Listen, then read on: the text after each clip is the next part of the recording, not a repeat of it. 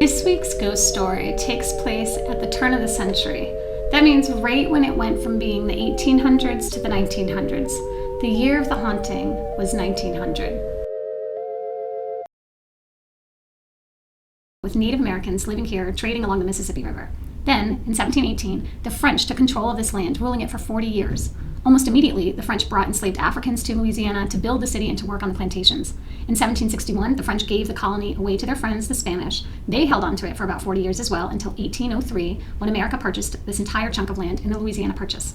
It was after the Louisiana Purchase that things rapidly changed in New Orleans. The steamboat was invented, opening up trade and flooding the city with immigrants from all over, and especially from Ireland. The British were not happy to have lost the Revolutionary War, so in 1812, they went to war with the U.S., invading New Orleans in 1814, but failing to take it over. Things finally boiled over in 1861 with the Civil War, or the War Between the States, as some people called it back then. Do you know what they were fighting about? It was a war that would force southern states to end slavery. Many people died in this war, but the result was freedom for enslaved Africans in the U.S. It was just after this time that our ghost story takes place. So picture New Orleans flooded with people speaking many languages, but mostly speaking French and English. And in fact, in the place where our story takes place, in the French Quarter, most people were just speaking French. The woman, who was later referred to as the White Shape, or the ghost of the French Opera House, was a Creole woman whose mother was French. She had lost much of her family during the Civil War, and then, 10 years later, tragedy struck the city. Yellow fever, a disease carried by mosquitoes, killed many people, but no one knew why. We'll hear lots more about that in later videos. The superstitions surrounding yellow fever were so weird and so terrifying. So right about the time that our ghost, Madame Saval, was living here, there was some devastation that the city was just recovering from. So where was she? Well, Madame Marguerite Saval lived in the French Quarter, the old city built by the French and the Africans that were brought here. The residents of the French Quarter spoke almost entirely French.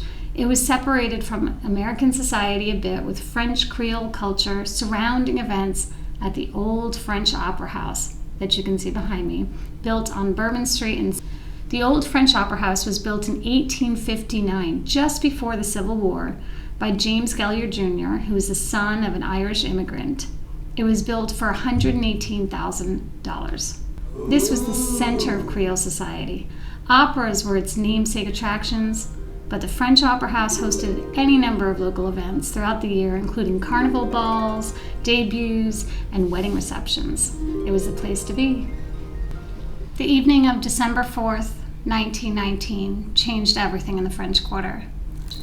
The French Opera House, which was beloved by so many Creoles for 60 years, was burned in a fire.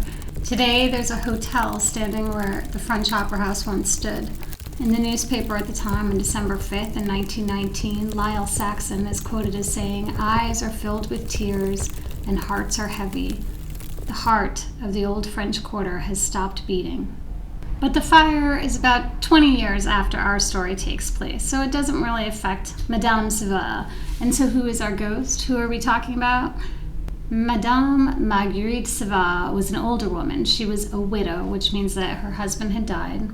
Her first husband accused her of being worthless because she had never had kids. OMG. Her second husband was an old man who left her a tidy sum of $10,000. She smartly invested this money in a cafe, a French bakery. I imagine it to be much like today's delicious Croissant Dieu in the French Quarter, which is right on Ursuline Avenue between Charter Street and Royal Street. And because Madame was an older woman flirting with a much, much younger man named Carlos, she needed to hide her age. And her makeup routine was wacky. What do you mean? For the pale white skin that hid a life of work in the sun, people wore white powder, a poudre blanche, and I'm saying that wrong, so forgive me. Pale skin was a sign of class and wealth in the 19th century. It meant that you did not have to work outside, that you had other people to do that work for you. Other ways that people kept their skin super pale is ladies would carry parasols, which in Spanish, parasol, means stopping sun. It stops the sun from getting on your skin. They would wear these large sun hats or bonnets. Today, there are still beauty treatments to bleach skin and to make it paler. And these are really toxic and really dangerous. There are also different things that people do to make their skin darker. Like there's spray tans that people put on. OMG. Some people sit inside an oven called a tanning bed to make their skin darker. It's like, man, love your skin. It is what it is. Okay, but she's an old lady, so not only does she have to worry about that, she had to worry about wrinkles. And this is where it gets really gross, and where it's still gross today because this is becoming back in fashion.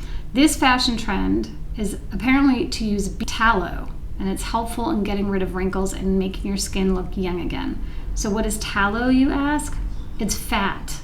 And so people use melted beef or sheep fat and spread it onto the skin. No thank you. I'm going to wear my wrinkles with pride and be very happy that I have them and that I don't smell like a beef patty. Thank you very much. Enjoy the ghost story. I look forward to seeing your drawings. Bye.